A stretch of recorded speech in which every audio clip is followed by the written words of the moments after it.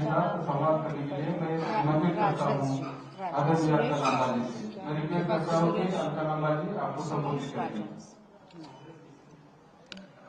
धन्यवाद सुरेश जी।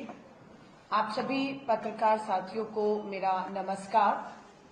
आज मैं मुंबई रीजनल कांग्रेस दफ्तर में हूं। मेरे साथ मेरी नवनियुक्त महिला कांग्रेस की अध्यक्ष तुलिप जी हैं और मेरे साथ मुंबई की ऑल इंडिया महिला कांग्रेस प्रभारी शिल्पी अरोड़ा जी भी है। मेरे साथ पूरी महिला कांग्रेस की जिला अध्यक्ष और कार्यकारिणी है। मेरा आज के दौरे का मकसद यही है कि हमारी महिला कांग्रेस की अध्यक्ष जो मुंबई के विधानसभा और उससे पहले लोकसभा चुनाव में बहुत सक्रिय थी, अनीशा बागुल जी की अचानक मृत्यु हुई। उनको हम याद करते हैं, उन्हें हम श्रद्धांजलि देते हैं। उसके बाद हमने रजनी शेट्टी जी को महिला कांग्रेस की जिम्मेदारी दी, लेकिन अध्यक्ष की नियुक्ति की प्रक्रिया जारी रही और मुझे खुशी है कि मल्लिकार्जुन खड़गे साहब, श्री राहुल गांधी जी, प्रियंका गांधी जी ने एडवोकेट तुलिप जी के नाम पर मोहर लगाई और आज उन्हें महिला कांग्रेस की मुंबई अध्यक्ष के तौर पर इन्हें पदभार सौंपने के लिए, जिम्मेदारी सौंपने के लिए मैं खुद आज यहाँ पर आई हूँ। आज शाम को पद ग्रहण और शपथ समारोह होगा। उसके बाद हमारी कार्यकारिणी की बैठक भी होगी। हमारी महिला कांग्रेस की कार्यकारिणी की बैठक का जो बिंदु रहेगा वो रहेगा बीएमसी के चुनावों को लेकर, जिसे लगातार भाजपा की डबल इंजन की सरकार अपनी हार को देखते हुए टालते चली जा रही है।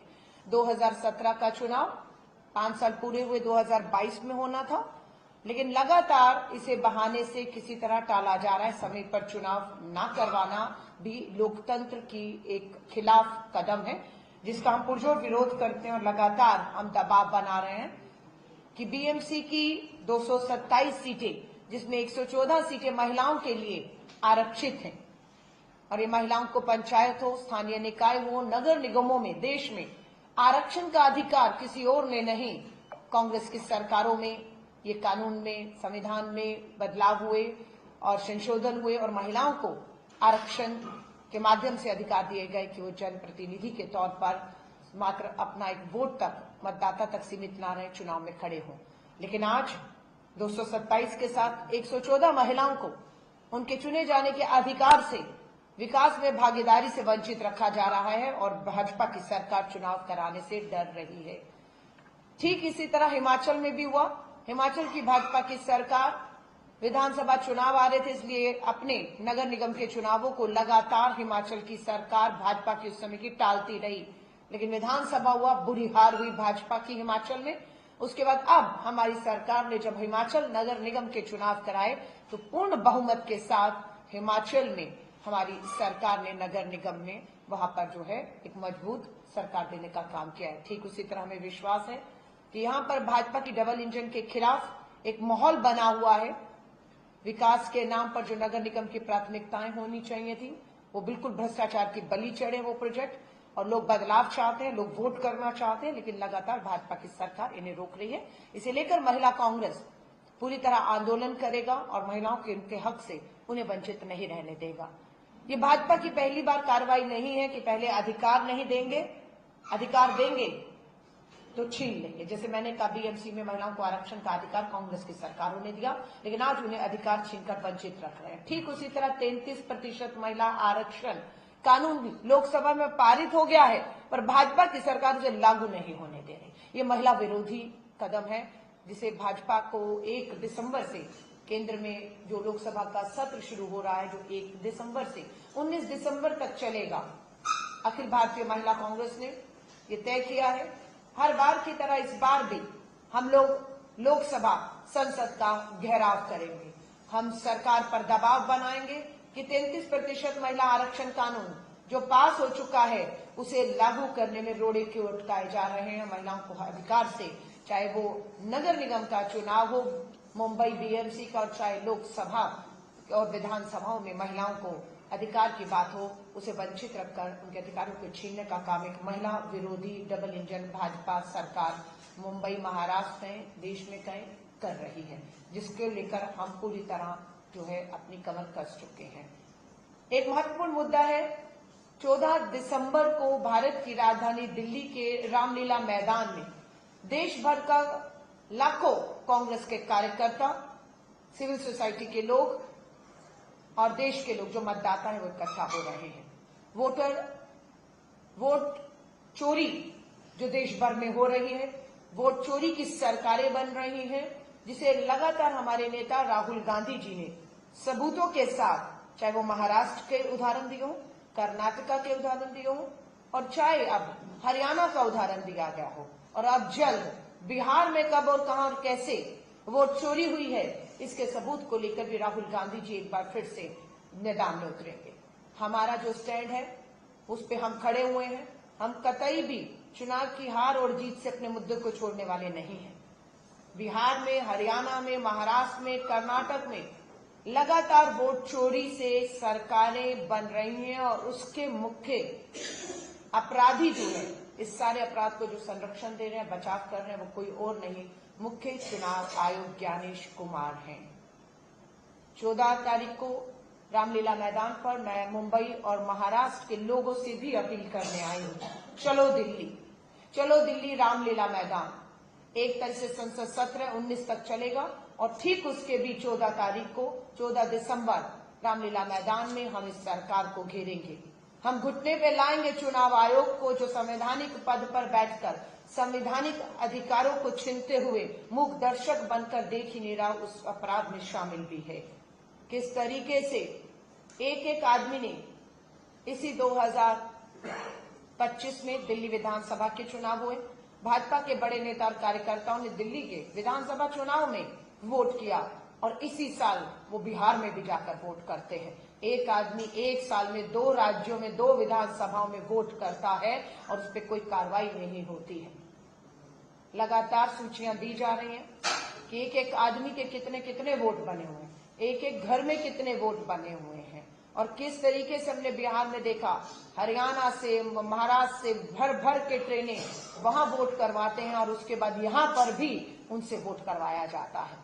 सो इस तरीके के फर्जी वाला जो वोट का हो रहा है। बिहार में पूरा वोटर अधिकार यात्रा राहुल गांधी जी ने की, 65 लाख वोटों को काट दिया गया था। हम उसी पहले दिन चीख रहे थे कि ये लोकतंत्र की हत्या है, ये चुनावों को प्रभावित कराने का प्रयास किया जा रहा है, लेकिन हमारी कोई सुनवाई नहीं हुई और लोकतंत्र की हत्या हुई। 25 लाख मतदाता नए बना दिए गए। कब बने, कौन बने, कैसे बने, कैसे 65 लाख कच्चे, यही काम मुंबई बीएमसी में चुनावों में जो देरी करवाई जा रही है उसका एकमात्र कारण है कि चुनावी मतदाता सूचियों को अपने मुताबिक प्रभावित किया जाए, वार्ड को अपने मुताबिक बनाया जाए, मतदाता सूची में कौन कहां मतदान करेगा उस हिसाब से प्रभावित किया जाए। लेकिन हमारी पूरी पैनी नजर मतदाता सूची पर रहेगी, चुनाव आयोग पर रहेगी, भाजपा की इन चालों पर रहेगी और हम अब आराम से नहीं बैठेंगे। हम इस सरकार को बिल्कुल वोट की चोरी की सरकार को जनता के माध्यम से, वोट के माध्यम से बर्खास्त करके ही रहेंगे। आज देश के अंदर जो हालात बन चुके हैं, सिर्फ धन और बल के दम पर पूरे लोकतंत्र, पूरे संविधान को ताक पर रख दिया गया है। बिहार के चुनाव में मैं खुद रही, कभी ऐसा नहीं हुआ कि बीच चुनाव में लोगों के खातों में 10,000 चुनाव चल रहा है, वोट हो रहा है, पहला चरण पहला 10,000, दूसरा चरण दूसरा 10,000, और चुनाव आयोग मूक दर्शक बनकर देख रहा है कि किस तरीके से भाजपा बीच चुनाव में 10,000 रुपया डालकर और 2 लाख रुपया और चुनाव के बाद का लालच देकर उनका वोट लेती रही, और जिन 1 करोड़ खातों में 10-10 हजार डाले उन्हीं को चुनावी ड्यूटी सौंप दी गई।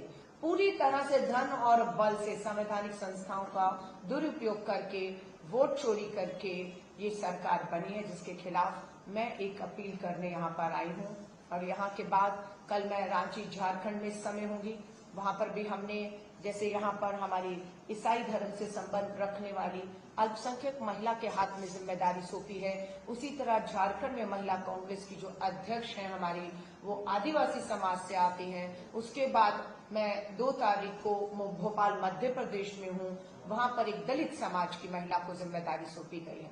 राहुल गांधी जी का जो संविधान के तहत है कि जिसकी जितनी आबादी उसका देश की संपत्ति हो, संसाधन हो, नौकरियां हो, राजनीति की भागीदारी को सुनिश्चित करने के लिए हम लगातार संगठन और जहां हमारी सरकारें हैं वहां पर हम प्रतिनिधित्व देने की जो है वो पूरे ईमानदारी से प्रयास कर रहे हैं। मैं यही कहूंगी, एक लास्ट अपील, 14 दिसंबर भारत की राजधानी दिल्ली रामलीला मैदान 1 तारीख को वोट चोरी के खिलाफ, केंद्र की तानाशाह चोरी से वोट चोरी से बनी सरकार के खिलाफ आवाज उठाने के लिए हम बिना डरे, बिना झुके, बिना रुके आगे बढ़ रहे हैं। और इसलिए मैं सभी से अपील करूंगी, इस देश के लोकतंत्र को बचाने की, एक वोट के संवैधानिक हक को बचाने की लड़ाई में आप शामिल हों। आपका स्वागत है। धन्यवाद।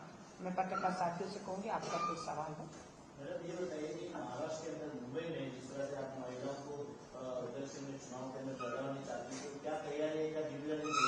धन्यवाद आपके सवाल का। बिल्कुल, आज हमारी नवनियुक्त अध्यक्ष शपथ लेंगी, उसके बाद कार्यकारिणी की बैठक में जो 114 महिला आरक्षित सीटें हैं, वहां पर हमारी सबसे पहली जिम्मेदारी है कि वहां पर हमारे संगठन की या संगठन से बाहर जो महिलाएं हैं जो लगातार अपने विकास कार्यों में, अपने क्षेत्र के विकास कार्यों को उठा रहे हैं, हम उनको चिन्हित करें, उनकी सूची बनाएं और समय रहते उन्हें चुनाव के लिए तैयार करके हम आगे बढ़ाएं। हम बिल्कुल बीएमसी के इन चुनावों की तैयारी में हम एक मजबूत संगठन के निर्माण को दोबारा से हम देख रहे हैं, किस तरीके से एक और ताकत दी जाए, किस तरीके से महिलाओं को चुनाव में उतारा जाए, किस तरह से महिलाएं जो चुनाव नहीं लड़ रही वो प्रचार में उतरेंगी और प्रचार में जो महिलाएं मतदाता हैं उन तक हम कैसे पहुंच पाएं, उन्हें किस तरह से घरों से बाहर लाकर एक बड़ा बदलाव महाराष्ट्र की, मुंबई खासतौर से मैं कहूंगी, राजनीति में ला सकें, हमारे वो प्रयास रहेंगे। अधिक से अधिक महिलाओं को हम लोगों ने सदस्यता अभियान भी चलाया ऑनलाइन मेंबरशिप के माध्यम से। आज की तारीख में महिला कांग्रेस के 5,60,000 मेंबर देश में बन चुके हैं। इसमें मुंबई महाराष्ट्र के भी कम से कम मैं कहूं तो 30 से 35,000 महिलाओं ने ऑनलाइन महिला कांग्रेस की सदस्यता ली हुई है। हम सभी इन महिलाओं से लगातार संपर्क संवाद के माध्यम से इन्हें संगठन में जोड़ रहे हैं, इन्हें संगठन में बड़े महत्वपूर्ण पदों की जिम्मेदारियां देकर आने वाले चुनाव में खड़ा होने के लिए इन्हें पूरी तरह तैयार कर रहे हैं। हमारे प्रशिक्षण शिविर भी लगाए जाएंगे, उसमें संगठन को लेकर, चुनावों को लेकर, मुद्दों को लेकर, फंड रेजिंग को लेकर हर तरीके जो एक राजनीति के मुख्य बिंदु हैं उन पे हम लोग उन्हें जागरूक करेंगे, ताकत देंगे। ये हमारा मकसद है। धन्यवाद।